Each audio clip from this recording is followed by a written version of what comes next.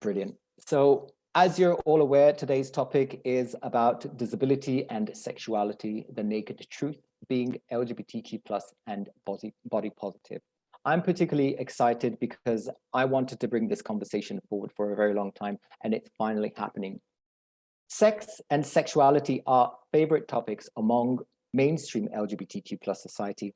However, disability is frequently left out of these conversations.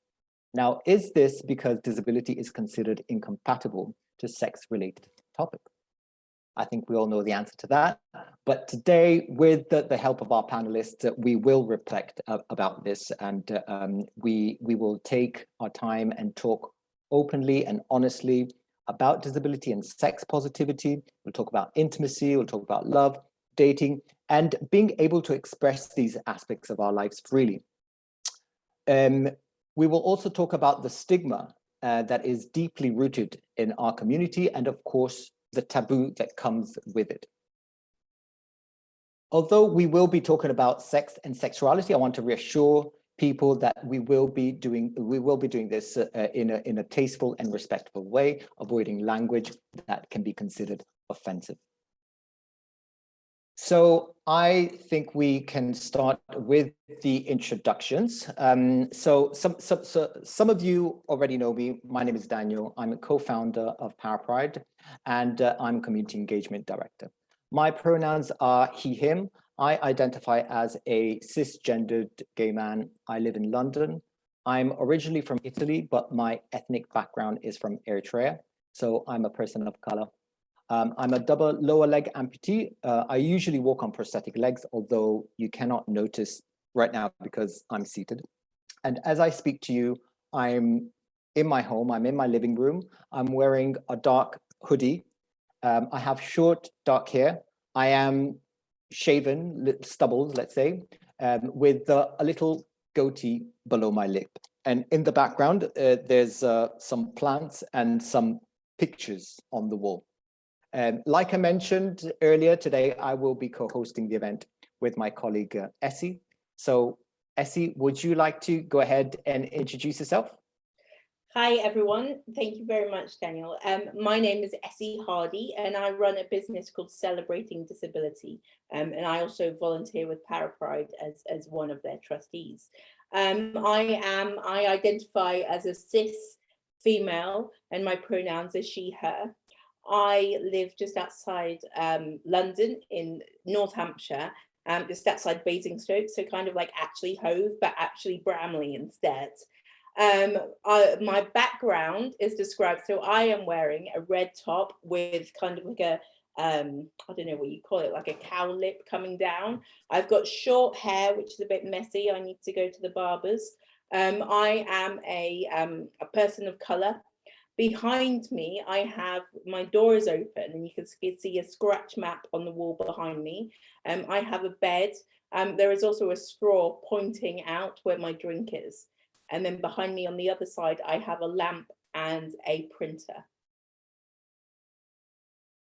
Thank you. Thank you so much, Essie. We had such a positive response for this particular event, and we couldn't be more excited to bring this conversation forward with the participation of our great panelists. I'm going to let our guest speakers introduce themselves, starting from Andrew. I will go in alphabetical order. So starting from Andrew Gurza, our first international guest directly from Toronto, Canada. Hi, Andrew. Hello, my name is Andrew Gurza. So happy to be here. Happy to lend my time for this. It's a really important cause and I'm glad to do it. I am a disabled person. I use a power chair. You can see that I'm wearing a white t-shirt. I'm a white person. My pronouns are they and he. I have cerebral palsy. I do a lot of work on queerness, disability, and sexuality. I run an award-winning podcast called Disability After Dark, which I urge you all to download as soon as you have a chance, because it's really fun. And I do, like I said, I do a lot of work speaking and talking and doing stuff like this around queerness, disability, and sexuality. I'm also the co-founder and chief disability officer of a sex toy company called bumping. We're trying to create the first line of sex toys for and by disabled people. So I do a lot of stuff in this area, and I'm happy to be here. And behind me is a picture of a painting of me as Professor X, and Rogue is there, and then my doorway and all that stuff.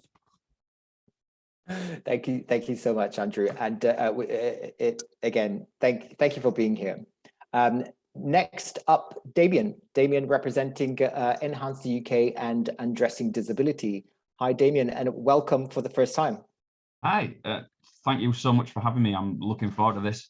Yes, I'm Damien Weatherald. I am the campaign manager for Enhance the UK, and as part of that, I run the Undressing Disability campaign, which is a campaign which tries to break down the taboos about everything sex and disability. I also have 15 years experience working in the sex toy industry, and I'm also a qualified sex educator. I am a white disabled man. I am an ambulatory wheelchair user, and I have the condition Ehlers-Danlos syndrome. I currently have a black t-shirt on with a stormtrooper on it, and in the background you can see a unit that has a lot of books on it and some real geeky toys like a balloon dog light and a Batman and some sex toys. Thank you very much, Damien, and thanks again. Osman from Hidayah, LGBT, Gender and Sexuality and Islam. Osman, it's so nice to welcome you back. Thank you so much for having me. So hi everybody, my name's Osman and my pronouns are he, him, and I volunteer for an organization called Hidayah. Our mission is to provide support and welfare for LGBT plus Muslims, promote social justice and education around the queer Muslim community to counter discrimination, prejudice and injustice. I'm not currently visible on camera. Instead, I have the Hidayah logo, which is a crescent moon symbol with a lantern. And that's because Hidayah means guidance in Arabic. My appearance, I have black hair. I'm a person of color. I'm currently wearing a green hoodie with blue jeans, and I'm sitting in a very busy office, cluttered office with magazines and newspapers around me. I struggle with depression and anxiety, and I'm looking forward to talking about my own experiences. In my spare time, I enjoy running. I'm a sight guide for runners who have sight loss. Thank you. Thank you very much, Osman. And last but certainly not least, Sarah. Hello, Sarah. I'm so pleased you agreed to return to the panel. It's lovely to have you back. Back for more, Danny, back for more. Delighted to be here. I'm Sarah Stevenson Hunter. My pronouns are she, her. I am currently wearing a lime green jumper. I have long, mostly brown, I think I've hidden the grey well enough hair. I am a white person. I'm a totally blind trans woman. Also had issues with sort of depression on and off. And my background is a very boring white wall, and I think you can just see the edge of my curtain. So on my day job, I am the Staff Disability Advisor and Trans Lead at the University of Oxford. I've worked in HE for around 15 years, but I also do some training and advocacy around the worlds of disability and LGBT, the intersection, and since Andrew mentioned podcasts, I also host the Simply Equality podcast, which is not award-winning as yet, but give it time. So, so that's me. Thank you so much, Sarah. Thanks to all of you. And for anyone that wants to learn more about our panelists and their projects and their activities, their websites and their contact details can be found in our chat. Our volunteers will drop them in a chat. Before we start with the discussion anchors, Essie, I will leave the first one to you. I just wanted to remind everyone that we will have a Q&A session with our panelists later on. So before we start the chat and throughout the chat, if you can start thinking of questions, if you want to start dropping the questions down, we have, because we are running this event as a webinar, we have a special Q&A box specifically for Q&A. So so yeah, feel free to use that. And yeah, Essie, over to you. Thank you very much, Daniel. And I'd also just like to say, I don't know why I didn't mention, and it's not something that I often don't mention in these kinds of situations, but I'm also disabled. So I have a physical disability. I also have cerebral palsy. I just wanted to put that into my description as well. So thank you very much, Daniel. So my first question is for you, Sarah. So just to kind of give a little bit of an insight, and I can give some of my personal insights as well, if you don't mind. As disabled people, we're quite often desexualized. So many people don't think that we've got a sex drive, or even that we're capable of having relationships. And the idea that we have relationships outside those of a caring role are, to some people, incredibly abnormal and strange. And sometimes that can be quite offensive, but also, as well as being offensive, sometimes it can be dangerous. So the amount of times I've been to the doctor's surgery and they haven't offered me a smear exam because they assume, as a disabled woman, why would I ever possibly have sex? Or like, you know, if I'm down a dark alley on my own or about to go in a dark alley, people don't assume that I need taking protection of because I'm disabled. Why would anyone feel as though they wanted to do anything to me? But on the other hand as well, I also feel that you know, when I was younger, it would be very hard to kind of get dates when, you know, I was in the era before online dating became a thing. Very hard to get dates because it was very hard sometimes if people heard about me before they saw me, to think, well, she's disabled, why would we want to date her? So then I found other ways of making friends before I made dates. So in response to that, and I suppose in response to a wider question, why do you think it's so difficult in today's society to move towards the notion that disabled people want to have relationships and they can have a sexuality? I think it's part of the bigger picture, Essie, that, you know, disabled people aren't seen as people in the widest sense, as we're portrayed as sort of either these victims that need to be taken care of, or sort of beings that need to hide away because we're scary and weird and people don't know how to handle us. So I think one aspect of that is disabled people aren't seen as whole people, and therefore not seen as you say, people with a sex drive, people who have a sexuality, people who want to be in relationships, people who want to have children. I mean, so pre-transition, I was married, I have children, and just the number of people that when you see you've got kids, like, oh, really? Oh my gosh. It's like, yes, blind people can have children. Disabled people do have children, are part of families. And so I think that that whole package of disabled people not being seen as real people who want to and want access to the sort of, well, every aspect of life, including sex and sexuality, plays a big part of it. Now, I know we're going to talk about dating later, but I've had experiences of sort of dating pre and post the whole world of internet dating, and it doesn't get easier. It just has different challenges. So that would be my sort of opening gambit, but I'll let other panelists come in as well. Okay, thank you.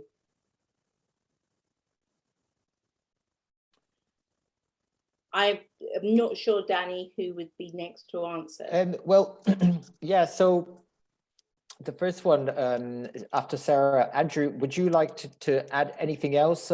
We've got Andrew Green. Yeah, sure, I'd be happy to. I just want to piggyback off what Sarah was saying. I think we do live in a culture where we believe that disabled people are scary, and we believe they shouldn't have sex because we've been taught that we shouldn't talk about disability, period. And we've also been taught that we shouldn't talk about sex, period. So for some reason, when you put the two together, it's like, oh my God, how dare you speak about this? And when a disabled person dares to be honest about their want and desire for sexuality, they're seen as hypersexual, over-sexualizing things all the time, when mostly we just want connection.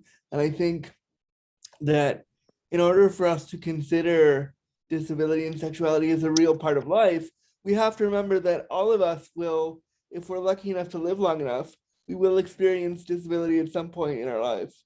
So we need to stop talking about it as though it's something that is this foreign thing for those people over there. It is going to happen to you, whether it happens to you personally or a family member, or you might run into the hottest disabled person in your life and you want to go on a date with them and get to know them. In those ways, disability will become a part of your experience. And we need to find the language to talk about it now, and also find find spaces to say, you know what, disability does make me uncomfortable. Let me unpack why, and do so in a way that is not shaming a person, because I think we carry a lot of discomfort around disability, but like I said earlier, we're not allowed to talk about that, so we don't talk about that. But what happens is then we have all this mythology that is brought up because no one's letting people say, you know what, yeah, disability does make me uncomfortable, and I want to save space to unpack that. So we need to look at disability and the way we see disabled people first before we even enter into the idea of sexuality and disability. Look at the just the way disabled people are considered first in the world, and then go from there. Yes, thank you. Thanks very much. I think you both touched on really important points, and you know, it is it's so hard to move on from this. It's so hard to move on positively, you know, because it's just it's so, like I mentioned earlier, the stigma is so deeply rooted in our society, and when I was preparing for this event, I did a lot of research. And there is a lot of information out there, you know, like on the internet, there is information available. It's just not available in mainstream media. It's not available in mainstream society. You know, you have to dig deep to be able to, you know, to reach out. And I find that really, you know, really fascinating, really sad at the same time. Before we move on to the next, was there anyone else that would like to add, Damien or Osman? Is there anything else that you would like to add on top of that? Yeah, I would like to just come in there and just say, I'm going to be controversial and say, I feel that society objectifies and dehumanizes people with disabilities. Some of the biggest myths about disabled people are that they don't want or value pleasure, they don't have sex or one-night stands, they only date other disabled people. Having a disability doesn't mean you can't enjoy sex. It just means that you might need to look at sex in a different way. And these are the kind of attitudes that we need to kind of work on and try and change people's perceptions. Yeah, I'll just add, I completely agree with everyone's like statements so far, but I'll just add to it. I think we, as a society, we have to be open to these uncomfortable conversations, and it can be about sex, it can be about disability, it can be about wanting to be parents if you've got a disability. These conversations do frighten people. I have these conversations all the time about whether or not you should be a parent because you're disabled. I get told so many times people with disabilities shouldn't have children. It's shocking that we still have to have these conversations, and disabled people shouldn't be having sex. It's wrong. I think the more we can have these open conversations, get and put it into the more of the mainstream, like you said, Daniel, you don't see it in that mainstream environment. It's like, you know, it's podcasts like Andrew, it's podcasts like the one I do with Undressing Disability. They're the only places you hear it being talked about. If I could just really quickly piggyback off of that too, I think what Damien was saying about the need to have these uncomfortable conversations, what we've all been saying is, I think a lot of people in the disability communities, they're tired and they're angry of having to have these conversations. And I'm not saying their anger isn't valid. I'm saying I think we as disabled people need to also come to a place where we can let that anger go a little bit and mobilize it in order to have these conversations. Because if we continue to hold on to the anger that, oh no, you're all ableist and therefore you don't know what I go through and you're not gonna listen to me and you're not gonna want to be with me, that anger also translates into the way we're seen by the world. So if everybody thinks that we're just angry all the time, which again is totally valid and fair, but if that anger seeps into our personality, we also don't come off as very dateable, and like I don't know if I want to hang out with a disabled person that was just mad all the time. So I think we have to find a common ground with people who are trying to learn to say, like, let's have these uncomfortable conversations. I'll let you say some stuff that is probably going to be uncomfortable for me, and then I'll work through it with you, because I think that's the only way we can really work through all this stuff. And I don't think we're quite there yet. No, and I'd just say I agree. I think whilst we in the disability community, we're very good at the social model, and it's all about society's frameworks, and the issues aren't located in us as disabled people, which is all true. I think sometimes there's a journey we need to go on ourselves about our own relationships to our disability, where we fit in the world, how we see ourselves. So yeah, whilst Andrew says, it's perfectly right to be angry about the way society treats disabled people, and that needs to change. But I think sometimes we as disabled people are not, that's not the problem as such, but we don't necessarily do any favours. Now, I'm not saying we should just engage in that whole sort of respectability politics. No, there's a place for anger and activism and all of that. But it's that sort of delicate, nuanced balance of us learning about ourselves, how we interact with the world, and the world itself learning about disabled people. Yeah, it's been open to all points of view. You might not always agree with something, but if you can at least listen, potentially walk away from the conversation, or at least give your view back, it's the only way we can move forward. I mean, I think a lot of this stems from also, I see it in online disability community all the time. I'm disabled, therefore everything I say is right, period, the end.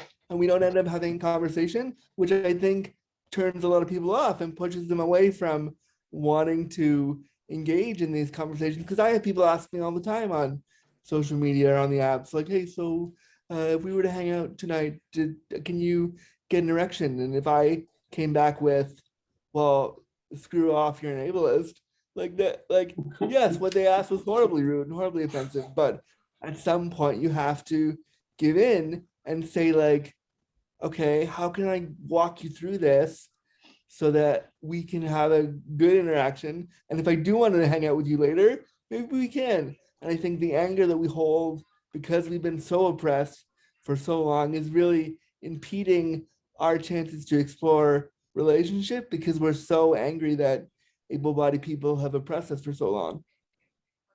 Although the only thing I'd say, not to counter that, but just to add to it, is obviously my experience as a trans woman is when it starts to get a bit more complicated, because obviously that's often all people want to know about. Oh, have you had the op? And it's like, well, why do you want to know? So I think it's different if you're obviously perhaps exploring a relationship with somebody. There's discussions you can have there sensitively, but yeah, it's also, and I know this is one of our topics for later, there is that fascination with society about, disabled people's body, trans people's bodies, and it's tricky, it's difficult, it's tiring. No wonder we get a bit angry and peed off at times. I think you're right. Yeah, you all made a great point. A lot of the time it seems like we always have to compromise and be able and be the ones to, to make it things easier for others. And it's just it shouldn't be like that. It should be equal. It should it should be it should be more equal. It shouldn't be just a one way of approaching it. Essie, if there is anything else that you wanted to add to this? I was just thinking, just listening to all of everything the panelists have said, maybe perhaps one of the key messages to take away from this discussion piece is empathy and compassion on both sides. So the more everyone, the non-disabled community and us as disabled people, can understand where each side is coming from, then it helps us come to a conclusion that works, that is positive for everybody. But that is, as we're saying here, that is easier said than done at times, especially under certain circumstances where other things are on the mind. Hopefully then that would be overcome as well. But yeah, I agree with what everybody's saying, but what Sarah was saying about kind of the chances to have those deep conversations are within that relationship as well. And I suppose it goes back to education and how far back as sex education in schools in the first place, but then sex education with disability in schools and around, okay, what is it okay to ask? What's it okay to say? What should we be expecting? What do we, what are our biases and our prejudices and our thoughts about what disability and sex means? And then if we can start those conversations earlier in school, by the time we are dating and we are having these conversations in public, perhaps these conversations don't need to happen anyway. I put a thing on my Twitter yesterday or two or 3 days ago where I said, like, teach everybody about disabled bodies when they're 12, so that when they're 35 and they're in an elevator with you, the very first question they ask you is not, how do you go pee? Yeah. These are the kind of things that we need to be teaching in school when you're 5, 6, 7, and teaching about disabled bodies. And we need disabled educators to teach sex ed to everyone, not just the disabled kids.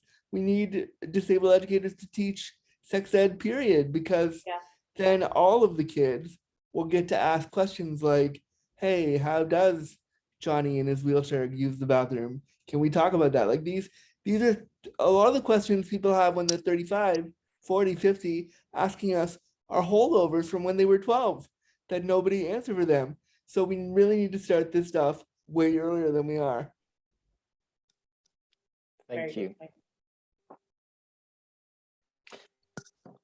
Thank you very much. Yes, I will move on to the next discussion anchor if it's okay. We will be talking about dating and disability. So dating and dating apps can be very challenging territories for disabled people. Dating in itself is complicated at the best of times. Disabled people are at clear disadvantage when it comes to dating. Because of social stigma, dating a disabled person is hardly ever seen in mainstream society.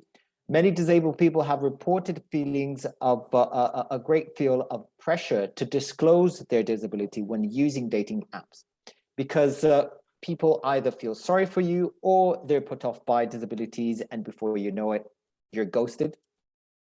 Now, I'm a single gay man, and I tend to drop in and out of these dating apps. So I do feel that disclosing my disability before meeting someone feels like a disclaimer. You know, it feels a bit like saying, oh, there's something wrong. You know, in an ideal world, this shouldn't be relevant, but sadly, we have to be ready to deal with the negative reactions. And disability is part of my identity. And I know it's not the only thing about me, but often in the dating world, disability is all what people see. So some feel it's wrong that we should have to disclose our disability or talk about our medical history, especially when most of these dating apps require like the shallowest of introductions that you can possibly think of. And it's like, you know, you have to pass this quality control test before being declared whether you are worthy of a romantic interest or whichever interest it is you're looking for. So, you know, we understand that there's an individual choice, but what I wanted to know is how the rest of the panel feels. So, starting from Osman, what are your thoughts about this? I think that many disabled people find it quite stressful as a process to go through this. Yeah, for me, I think I want to touch upon this concept of authenticity, being your true authentic self. I know we've discussed this in a previous event, but I just want to give people a scenario. So say, for example, we're going to set up a Tinder profile for someone.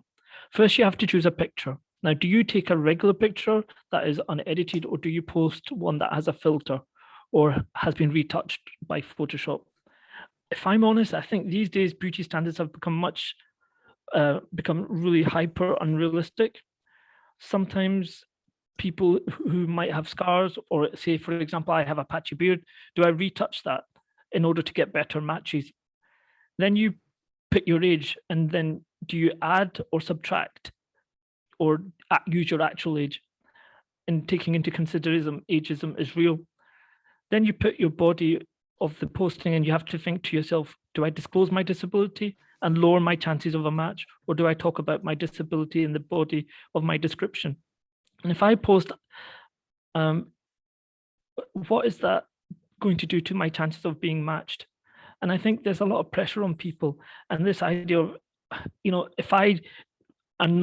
if I don't put details of my disability, am I perpetuating this idea that disability is shameful and a taboo subject? And this is where I think it's really difficult navigating online dating when you're trying to be your true, authentic self without compromising your own values. Unfortunately, we're in a society that judges us on many things that are out of our own control.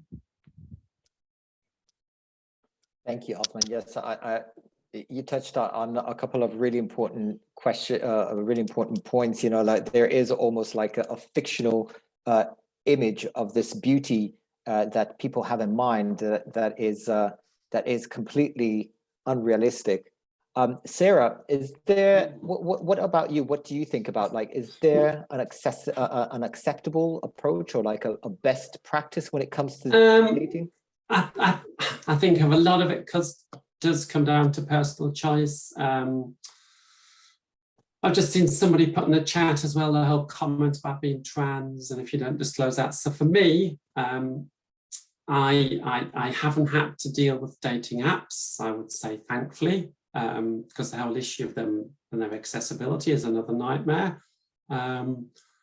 So I did meet my now wife through a lesbian dating site, but I thought about it, and I did in my profile disclose the fact that I was blind and a trans woman. Now for me, that was because I just thought there's no point going down this sort of possible interaction with somebody and then having to do the big reveal.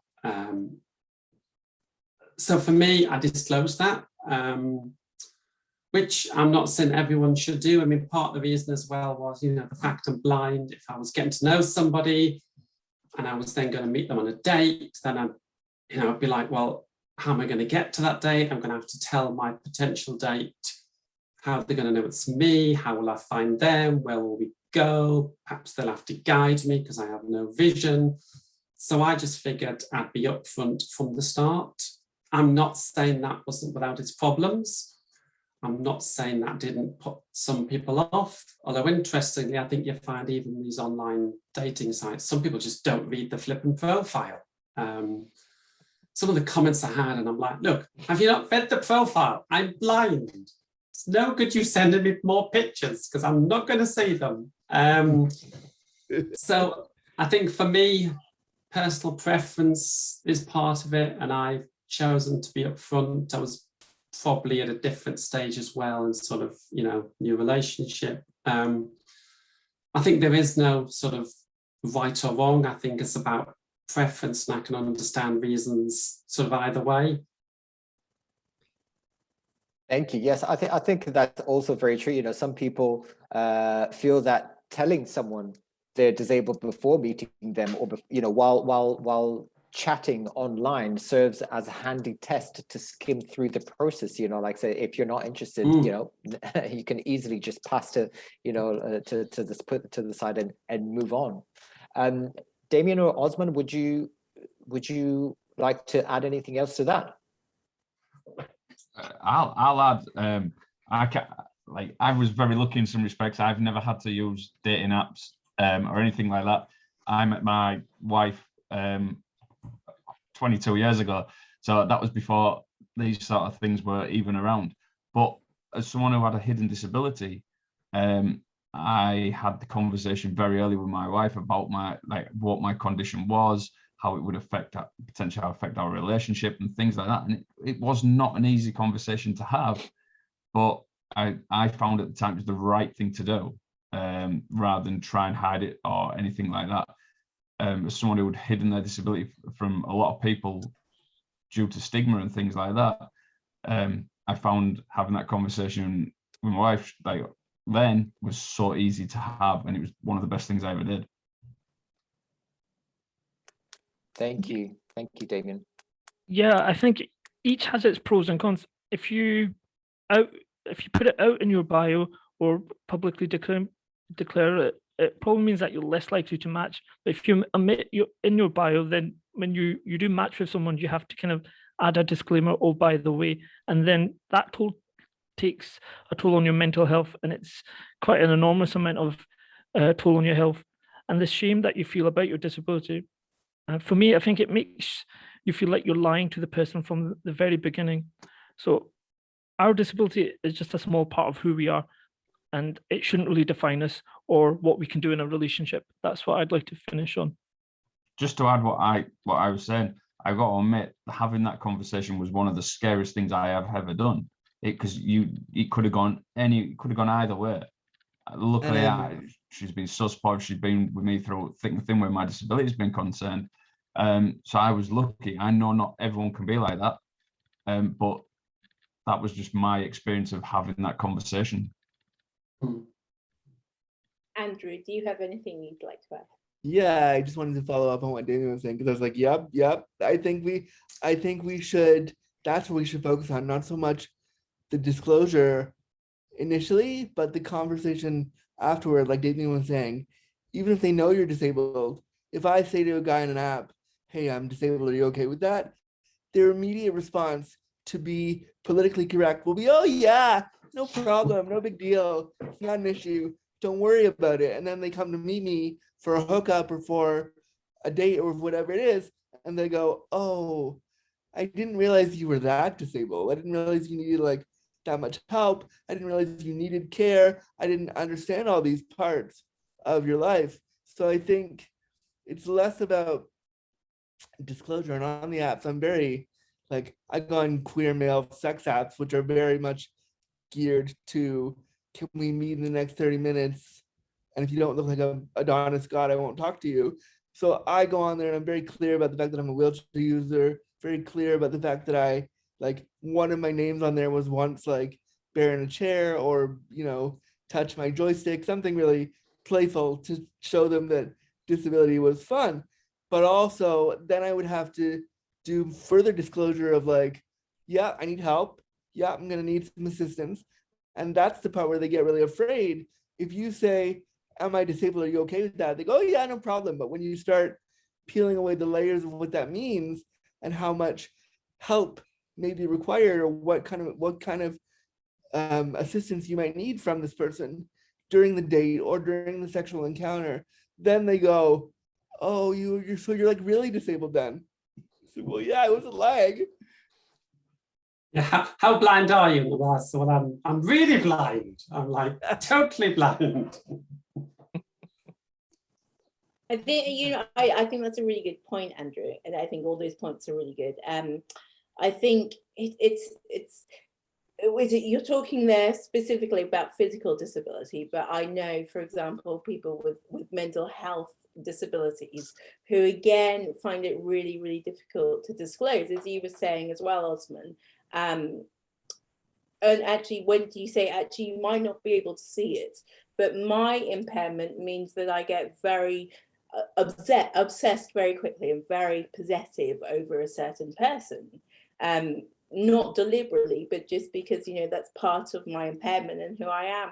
And that can also make a very, very complicated situation, because it's very easy to see a wheelchair user and to see, okay, that person can't get up because they're a wheelchair user.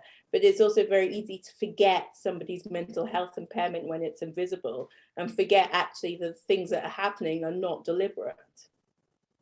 Yeah. Thank you. Thank you very much. Was there any, sorry. Do you have anything else to add to that? Me? Yeah.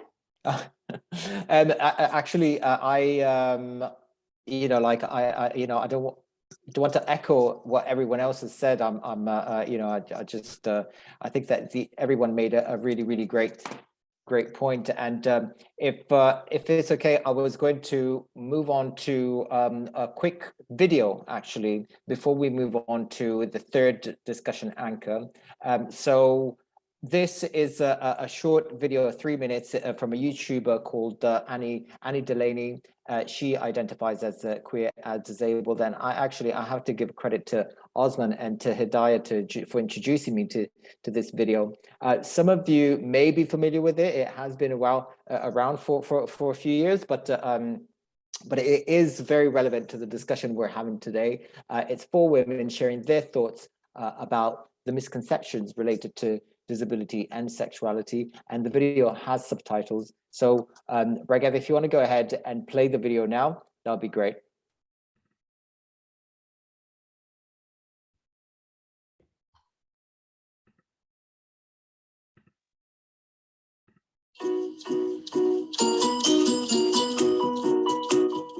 Hi, my name is Annie. My pronouns are she and her. I identify as gay, lesbian, queer, and I'm a wheelchair user. Hey everyone, my name is Erin. My pronouns are she and her. I'm bisexual and I have cerebral palsy. Hi, I'm Rachel Ann. I identify as queer and my disability is Ehlers-Danlos syndrome. Hi guys, my name is Robin Lambert. I'm 19 years old and I'm living with a disability called cerebral palsy. I use she and her pronouns, but I'm not, super fussed about it, whatever. Really, I'm not bothered. I really prefer not to have labels. I find them quite restrictive.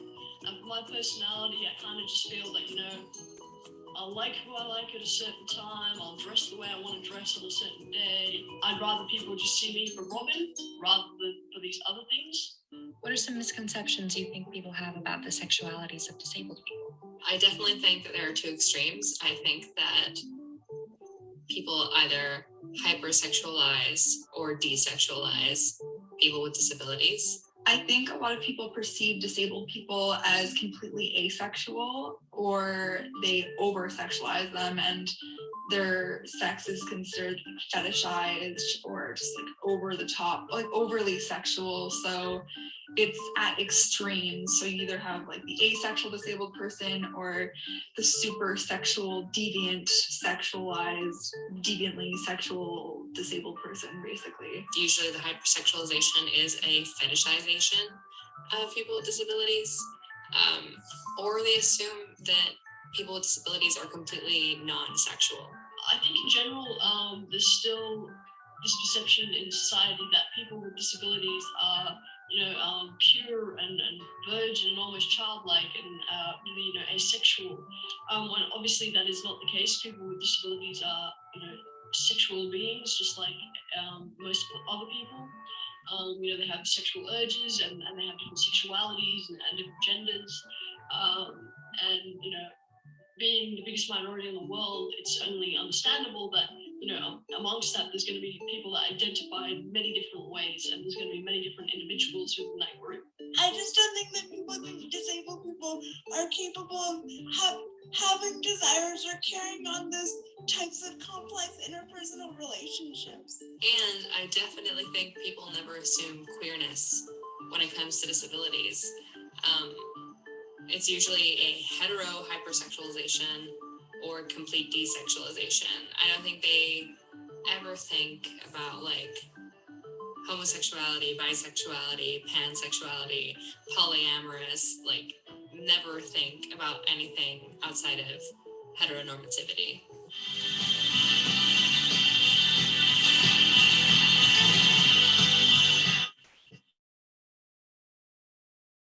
Thank you very much. Essie, would you like to go and ask the next one? Yeah, I will. Thank you very much. So I'm going to direct this question firstly at Damien. So we're going to talk a little bit about body positivity, which I think is brilliant, and learning to love and embrace our own bodies. So learning to love ourselves and be confident and feel sexual in our own skin is the first step to accepting who we are and being accepted by others. All bodies can be beautiful and sexy, and disabled people have just as much right to a healthy and fulfilling sex life as anyone else. The lack of support, conversation and education is making it very difficult to dissemble the mainstream concept of beauty.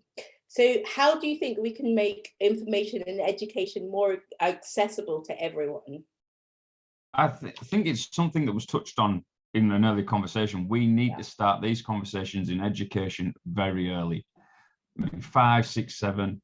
I think the more we can have these conversations with younger people and educate them that, like you say, our bodies are beautiful, doesn't matter, you know, skin color, ability, scarring, anything like that. For example, if we can have these conversations with children at that age are so innocent, and you know, you'll see children playing, they don't look at barriers, they don't look at disability, they don't look at skin color. If we can educate them at that age and take it upwards, I think it's only a positive thing.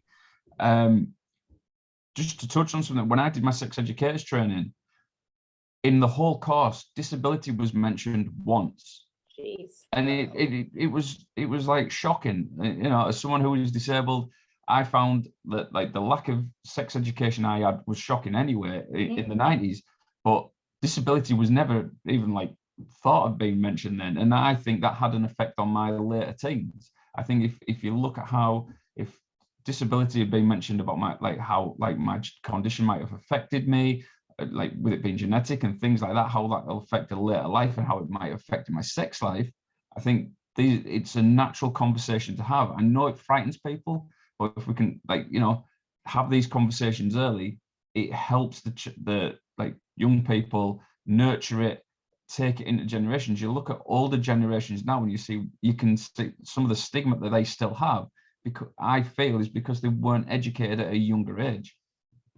Definitely. And it's only scary because it hasn't happened to you yet. Yeah. When you become disabled, you're going to want to have a great sex life and you're going to want to have great sex. And to go back on what Damien was saying a second ago, we need to start saying ableism in the classroom when they're 5, 6, 7. Put that word in their brain so they know what it is. So when they unintentionally do something ableist, they will have the language and the framework to understand, oh, maybe that was not so nice. Let me try to fix that. And if they knew what that word was when they were 5, 6, 7, maybe when they're 35, they wouldn't be doing all this stuff. But we don't do that because we're too afraid to put disability in a light that's real, and people don't know how to do that. And so if we did that, things would look wholly different, I think. Yeah, this is one of the reasons I did my sex education training, because I want to look at ways we can do this. If you look at the curriculums in certain countries around the world, disability will still never be mentioned. And like sex education is still like a taboo to some people. And I think if we can break them taboos down slowly but surely, it can only be a good thing for society. We can, you know, there'll be less stigma about disability as we get older. Like Andrew says, most people will become disabled at some point in their lives. Yeah, and the more you can get people used to that idea, the more it's not such a dreaded and such a shock if it happens, and such a life ender when it happens for people sometimes. Yeah, exactly. Thank you. Sarah, do you have anything that you'd like to add to that? I was just thinking, as Damien was speaking, I was thinking, I can't remember getting any sex education at school, and if I did, it certainly was not something that I could access as a visually impaired person. And I think it's really interesting, the lack of material that's available on alternative formats around, you know, sex education. But I think this whole sense of body positive and how you look and feeling good about it, I think it's really hard, because I think the beauty industry still has these sort of societal norms that it likes to hold up. I know work has been done there, but you know, if you have any sort of certainly physical difference, then you are seen as that weird freak, and people don't quite know how to respond to that, and therefore the whole idea of being seen as sexy and attractive, it's very hard to not absorb those negative images and messages that are constantly fed to you. And that's why I think, obviously, you know, discussions like this and work that some of the other panelists are doing, the more that we can show people and disabled people that, you know, we are all beautiful and attractive in our different ways, I think is better. I mean, it is little things like so both my eyes are squished. That's from literally being squished. I used to have some false eyes, which I wore for sort of comfort's sake. And then for one reason or another, I stopped wearing them. And actually, you know, I've had comments like zombie eyes and weird eyes. But part of me is like, oh, sod it, it's a faff. I'm not going to put my eyes in. And even that, you know, changes the face and changes how makeup looks on me. But it's like, well, why should I have to do that thing to make me look traditionally attractive? But again, the pressure to do it is immense. Absolutely. I was, you know, just as you started talking about that, I was thinking about the term normal. So when I was in school, the term normal was used in every day, and I used it as well to identify kind of the toilet that I would use, toilet other people use, you know, how I looked in clothes, you know, how I sat on a chair. And those have, as you're saying, those have impacts on what we consider is traditionally beautiful and traditionally pretty. If I could just add, I don't want to build my part too much, but what's been really interesting as a blind trans woman is that whole sense of how I see myself. So I last had any vision pre-transition. Obviously, I've transitioned, my body is very different, but it took a long time to change my visual memory from how I looked before to how I look now, and how I then sort of sought to express my femininity in that regard. So I think that's a sort of interrelated issue of how you see yourself, which I think is a big part of it. Completely agree. Thank you for that. Osman, do you have anything to add to what's been said or anything different? Yeah, I mean, I think a lot of it comes from able-bodied people not knowing disabled people or seeing disabled people in mainstream TV and movies. So there is this sense of mystery, a sense that their disability is the sole one dimension to disabled people's lives. And I also kind of, on another thing that I was just thinking about there was that there's probably a sense too in which able-bodied people are sort of taught to pity and even pity disabled people, which is obviously very othering behavior, which I need to kind of highlight, which is it's really toxic in my opinion. I'm just going to ask you to expand on that a little bit. Yeah, so it's just this idea that, you know, you need to help someone, this kind of that the person needs support, that they can't do anything by themselves, and that savior syndrome, you know, it's just really something that really grates on me, especially with the work that I've been doing. And I think it's important to highlight that as an issue. And it all, once again, it's TV programs have a lot to play in this as well. And, you know, certain programs that emphasize this kind of behavior, and, you know, I'm trying to think of the word to describe it. It's like people like trauma, listening to people's sad stories, and it's just something that we kind of need to move away from, I think. And what I would like to see is more mainstream TV programs being inclusive and reflecting, you know, real people instead of sob stories. Yeah, I completely agree. And then if you relate that back to body positivity, you know, how does that interact with how then we think about what we want to find in a partner? Brilliant, thank you very much. Does anyone else have anything else to add to that discussion anchor? Thank you so much. I will hand over to Danny for the next one. Thank you, Essie. So the next discussion anchor and final one is about the objectification of disabled people. So this is well linked to the video that we watched earlier, because it touched on this slightly. And I think it will be interesting to explore more on that. So, we talked about disabled people being desexualized, and on the other end, on the other extreme, disabled people can also experience being hypersexualized or fetishized. So devotees are individuals who are sexually attracted to disability. So this form of objectification and fetishization that doesn't get talked about often, but it has to be confronted and it has to be understood. So, like other forms of objectification, where do we draw a line between what is considered consensually acceptable and what is considered sexual harassment or potentially dangerous?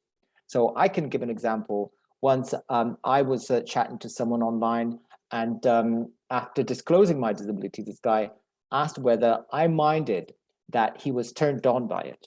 So I thought about it and realized that I wasn't okay with it. But at the same time, I also realized that I wasn't outraged by it. I maybe it's because he asked me politely, he asked me nicely, maybe because he was honest about it. But I wasn't. I thought about it. It's not something that I immediately thought, like, let's just cut this short and move on and never talk to this guy again. So I think, bearing in mind, there are some disabled people who consensually engage with devotees. So how overall, how do we feel about this? Andrew, would you like to start with this? Sure. I think devoteeism is not a bad thing. On my podcast over the years, I've spoken to several people who are devotees and couples who have met through a devotee website called Parapride, I think it's called, and they can, a disabled person or a devotee can meet potential partners there, dates, stuff like that. I think that it's totally okay to be attracted to somebody because they're disabled. And I think that as long as you're not dehumanizing the person and treating them as less than and treating them like they're your object, then that's a problem. But if you say, look, I think your disability is really hot, can we explore that as part of what we do together? I don't see an issue with that. I think, as with any marginalized group, when you dehumanize us and what you're doing, that's a huge problem. And that's where I draw the line. But I don't think that devotees, first of all, I don't think the disabled community is taking enough time to be nuanced about it and listening to people when they say, I think you're really attractive because of your disability. Their knee-jerk reaction is to be like, oh my God, gross, it's horrible, no. But maybe they should say, okay, let's talk more about that. Can we talk about why you're attracted? And if somewhere in there's some dehumanization or fetishization happening, then maybe we should talk about it. But I don't think every single person who is a devotee is a bad person. I don't think they're all out to sexually harass us. I think they have been silenced by the disability community being like, oh no, you're so weird and gross.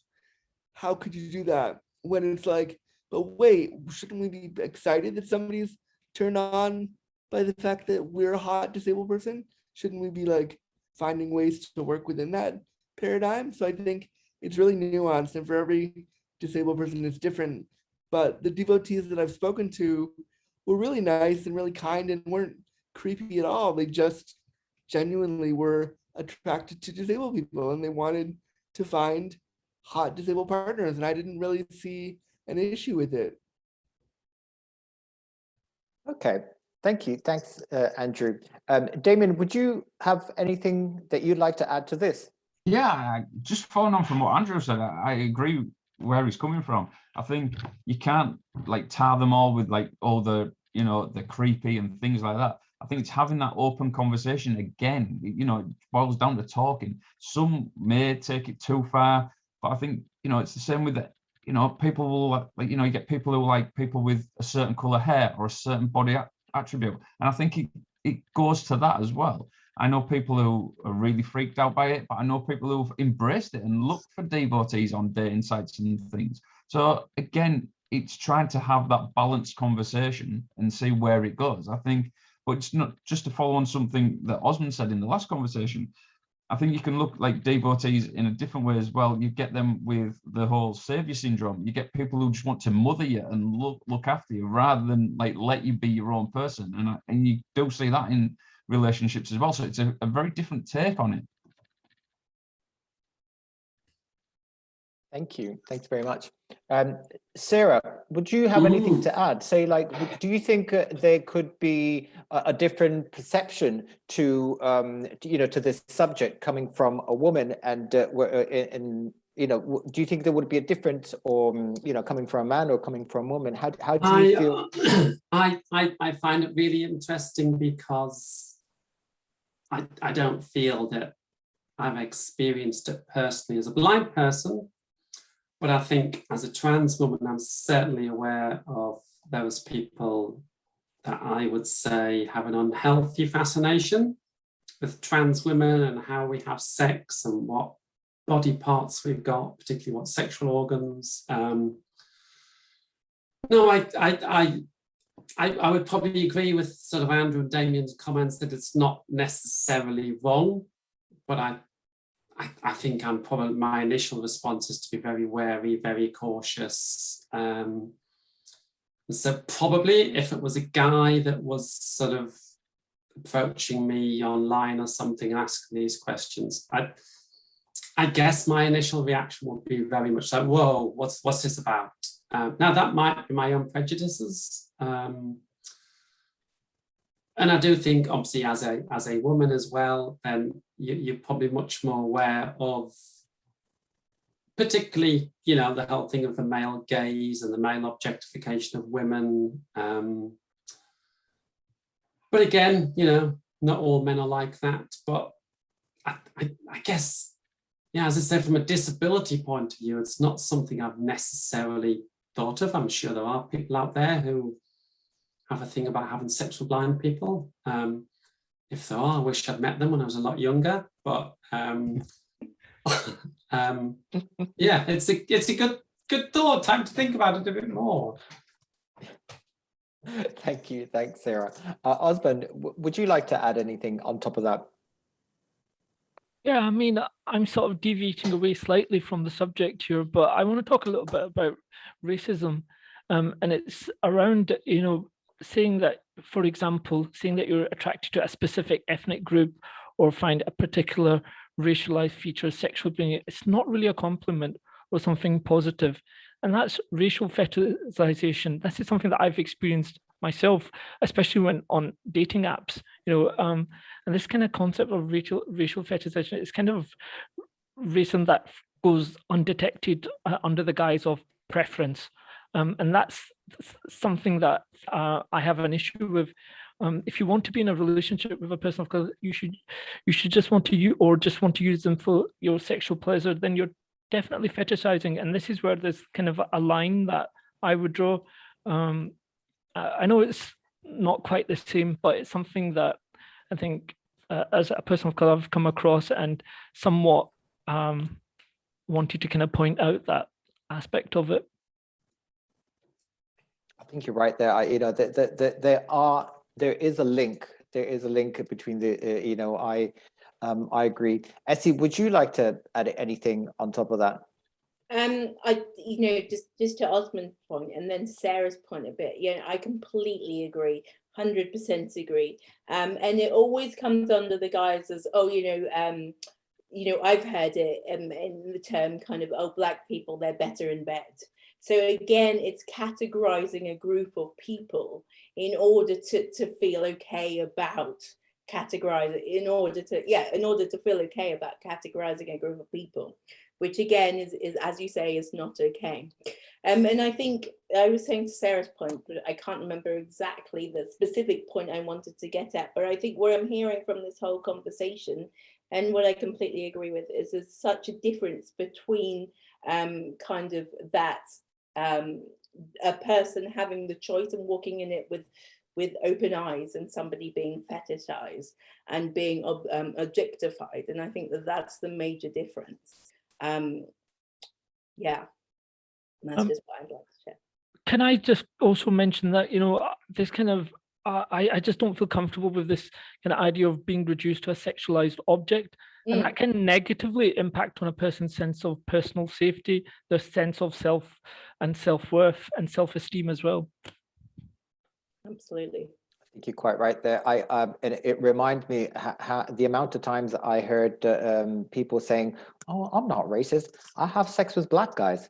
Okay, so that's where we're at. But I think that we all touched on really important, gave a lot of important feedback on this. I mean, the last thing I'd like to add on top is that, like because it is a very controversial topic, and it's definitely not talked about enough. But I think it's important just to be reminded that disabled people are people, and with all the rights for respect and boundaries like anyone else. And if a disabled person is willing to engage with it, it's absolutely fine, but it has to be in their terms. And sorry, Danny, sorry. Yeah. Go ahead, Izzy. I was just going to add to that, thinking about people that perhaps don't have the same capacity to make decisions as other people. So perhaps people with learning disabilities, for example, then it becomes even trickier. And kind of going back to conversations that we've been having before about personal choice and making decisions about what we're doing as well, and also kind of that pitying part of it.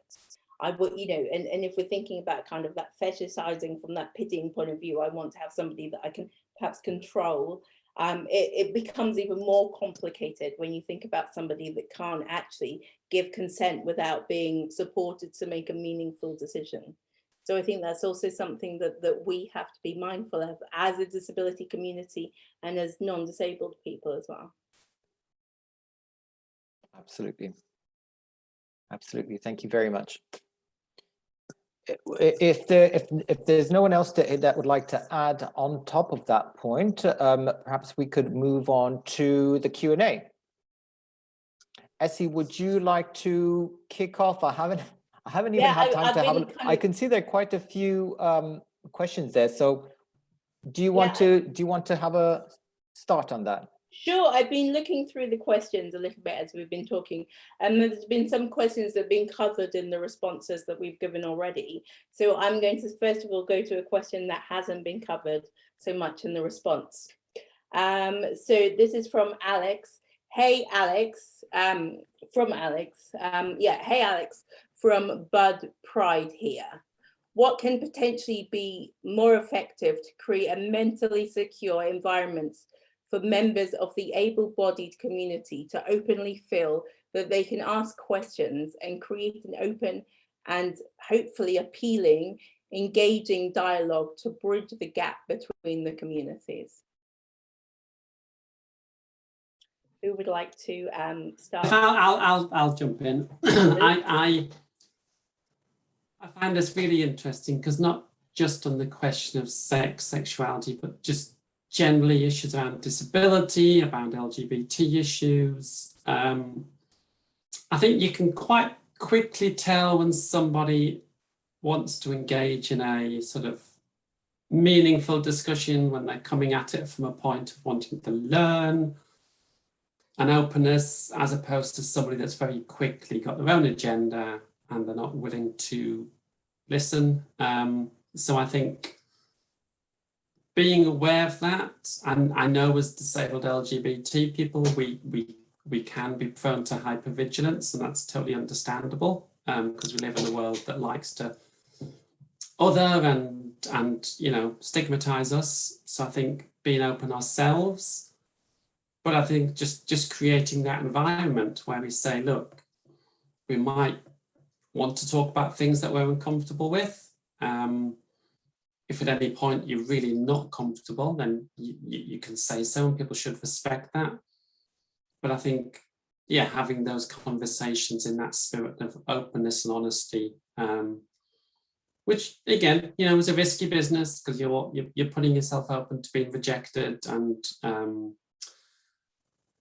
abused, for want of a better word. But I think for me, that's how I seek to engage with people who are non-disabled, you know, cisgender, heterosexual. That's my approach generally. Thank you. Does anyone else want to add a comment to that specific question?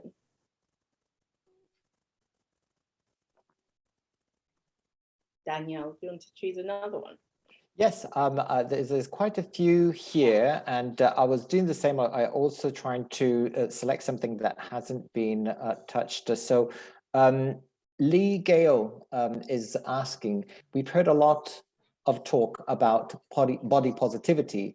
I'd be really interested to hear the panel's thoughts on the move towards body neutrality, not having to love your body or feel beautiful, but instead thinking about accepting your body as it is.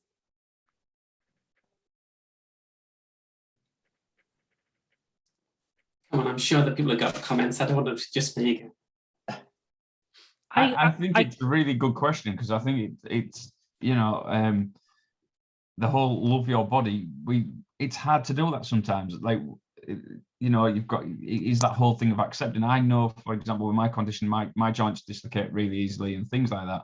So I kind of got to accept that my body will sometimes give up on me, not always in the best time and not always the best place, but it's just accepting that. And like, I can't always love it because it can be embarrassing, it can be like, it can be painful and things like that. So, and it can be, depending where it does it, it is hard to like accept that it's give up on you. So I think, I think acceptance is a good way of putting it rather than loving it. Absolutely, yes, yeah. Thanks, Damien. I can relate to that myself. You know, like I mentioned earlier, I'm a lower leg amputee, but you know, a few weeks ago I suffered from a back injury, and you know, and I also have to remind myself and have to accept that sometimes injuries, I'm at much higher risk than anyone else to suffer from, you know, from injuries because of my posture, because of my, you know, like many different. And, you know, like, it is frustrating, it is angering sometimes, and it is like, but, you know, I am being someone who with an acquired disability, I do struggle sometimes with the acceptance aspect of it all.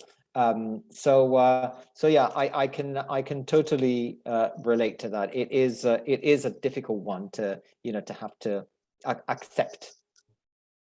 And if I can just add, I mean, you know, I've been disabled all my life. What I didn't mention was that actually my eye condition is part of a type of arthritis. So my body's never quite worked as it should have done. And sometimes it's incredibly frustrating, you know, being blind, then yeah, I will bump into things and have more scars and accidents. And I probably, as I was growing up, did spend quite a while of, you know, wishing my body was different, wishing things worked better than they did, wishing I didn't have to do some of the things I do. So I think body positivity is great, but I think, as with anything, the sort of pendulum can get too far, and sometimes it is really hard to love our bodies because they're just annoying. And, you know, whilst we can all do things to help ourselves, ultimately the body is such a complex thing that we don't really have control over. And some days we just hate our bodies, but I think it's just having that broader outlook on the longer term perspective. And I think also, you know, you can be empowered some days more than others. So for me, some days I'm fine with my body, and then other days in other situations, and I think also it can go from situation to situation, I just think, oh, you know, what the heck? And I, you know, said out loud to my body the other day, you do know that you're already disabled, right? Because I've started having car sickness, and I was like, well, you know, why would you do this now at 40 years old? And so I think sometimes, you know, we can feel more empowered in our bodies than other times because of, and I think it's really important for us to look at what's internal, what's with us, and what's external, what's coming from the outside world that we are taking in to belong to ourselves. So like going back to media, for example, if we see on the media, the perception of beauty or the perception of a sexy body, and then we think, well, I don't look like that. Is that actually coming from us, or is that coming from an external place? And then sometimes I think that can help to mitigate that kind of hatred of ourselves, perhaps. I've just seen, apologies, sorry. Oh, sorry, Essie. I think also part of body positivity is to hate your body one day. Why isn't that part of it too? I think we really put a binary on body positivity, meaning like, I love my body all the time and it's so great, good for me. Yeah. Well, we know that's not true. No one feels that way all the time. So I think I would love to see more body positivity. Like, can we even take the word positivity out of it? Because I sort of hate that too.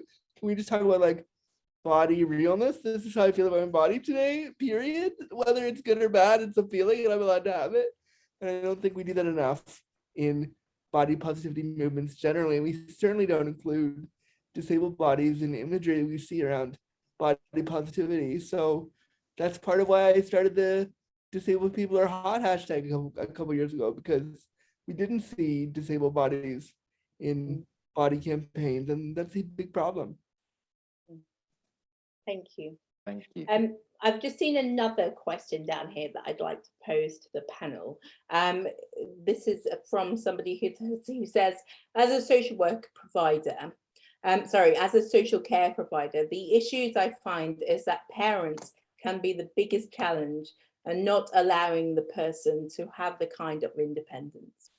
I used to work in a care home setting and I really kind of resonate with what this person's saying, but I wonder what everybody else thinks. I would just say, sorry.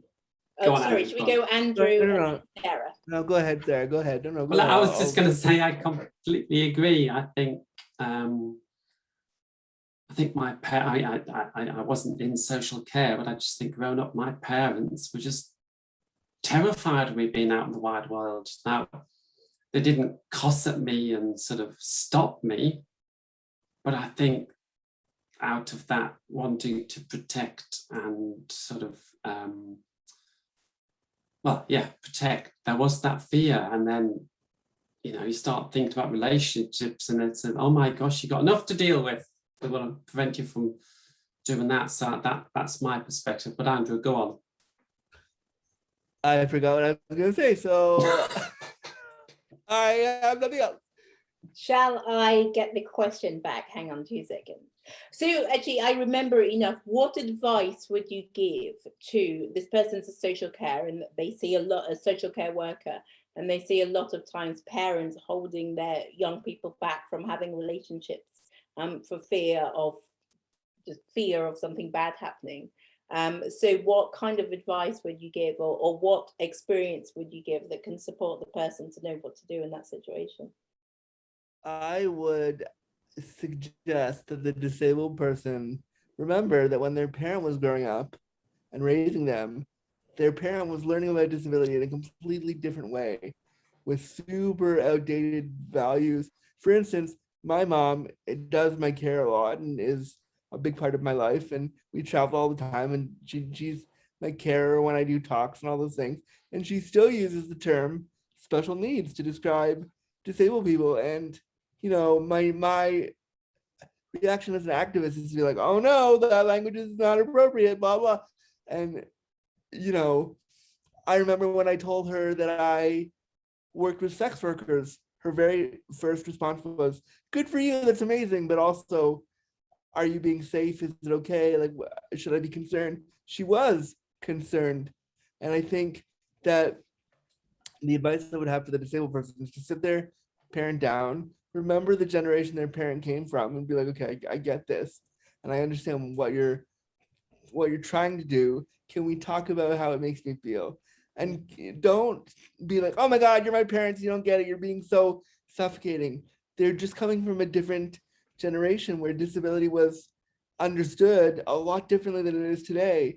And I think we have to be cognizant of that before we like, oh no, you're trying to overprotect me. Like, yes, maybe that is what's happening, but there's a reason for that. And I think we have to, as disabled people, understand where that comes from. I just add, I think this, again, it can be boiled down to like education, where, because like, you know, parents, when they're having children, that they go to classes about being parents and things like that. But once the child is born, there's not that support network always. That there's, you know, especially with someone with a disabled child.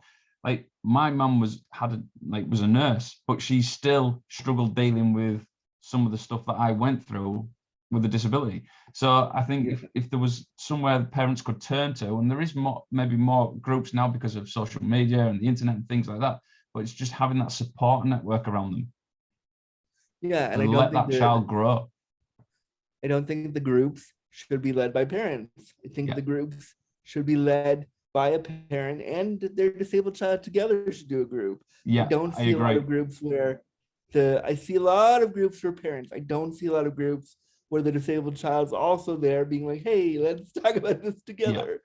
And I think that's where the change has to come. And if I could just make one final point, I think also, you know, being disabled, having a disabled child, think about the disabled child in a relationship is hard enough. And then if that child, that young person is LGBT, that's a whole level of parents thinking, oh my gosh, they're not just disabled, now they're queer.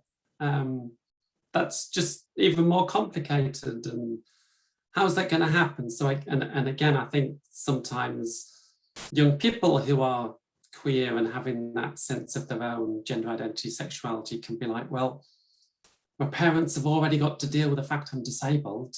I can't say this to them as well. That's just going to be too much for them to handle. So I think again, there is that complex interaction with those two elements. Yeah. Osman, would you like to add anything on top of that? I was just thinking, you know, there's a complexity of, you know, sometimes adding faith or cultural differences that can also make situations even harder. What would you think? Yeah, I mean, I think I think all of us need to recognize that we're all work in progress and we need to kind of learn to support each other and that nobody's perfect.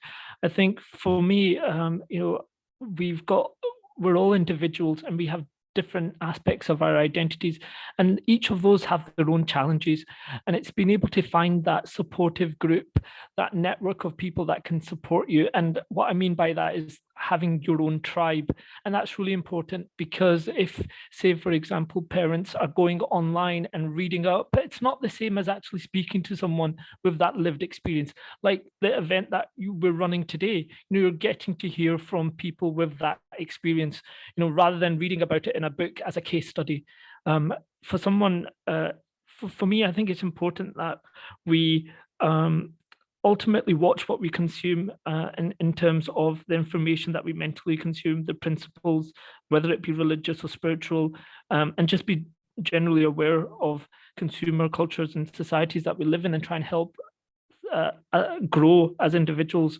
And yeah, just reach out to different organizations. Thank you, well said. Would anyone else like to add anything else on top of that? We are reaching almost the end of our session. We're running slightly after time, although there are some more great questions on our chat box. Unfortunately, we don't have the time to go through them, but it's been really worth having that additional extra half hour, wasn't it, Essie? Because we previously, in previous events, we really couldn't fit in the Q&A, which, like I said earlier, is what makes our event interactive. And so it's been really great to have that extra time to be able to hear what questions our attendees had. And you know, when Essie, when you and I had an initial chat about this particular event all those weeks ago, we started thinking about possible conversational anchors and stuff like that, and we immediately understood that there's so much to talk about disability and sexuality. There's so many things. So we will probably be reproposing this event again this topic event again in future, and perhaps focusing on you know on other areas. Yeah, I Because, think definitely. I think you know, everything that the panelists have said could lead on to more questions. And also, I've just taken a note of the questions that are coming through that we don't have time to respond to today, so that perhaps, you know, when we're thinking about doing another panel discussion on this topic, we can incorporate what people are asking as well. Excellent, excellent. Okay. Well, in the meantime, Andrew had to leave, and we knew that he was going to leave a little bit earlier. But thank you, Andrew, and thanks to all of our panelists. Thanks everyone so much. This has, you know, it is all of the time that we have available. I'd really like to thank each one of our panelists. Andrew, who's already exited. Sarah, Osman, Damien, you know, your contributions today have really brought such great value to our discussion. We really feel honored to have had you, you know, as our panelists. And thank you so much, Essie, for hosting this with me. It's been a pleasure doing this together. And a big shout also to our volunteers, Hannah and Ragel, who have been working hard in the background, not only today in the background, but over the past few weeks, like with the promotional of the event and the marketing, and you know, all of your commitment and dedication really paid off, because today you know, we had such a great turnout. And I'd like to thank also our BSL interpreters, Ali and Sarah, from Interpreters of Color, and also Chris from MyClearText for doing all the captions for us, and also thank you to all of our attendees who turned up. Thank you very much. Parapride is a non-profit charity. If you would like to see more of these events, you know, please support us. You can donate through our website, parapride.org. Have a lovely evening. Thanks again, everyone. Thank you. Bye. Bye.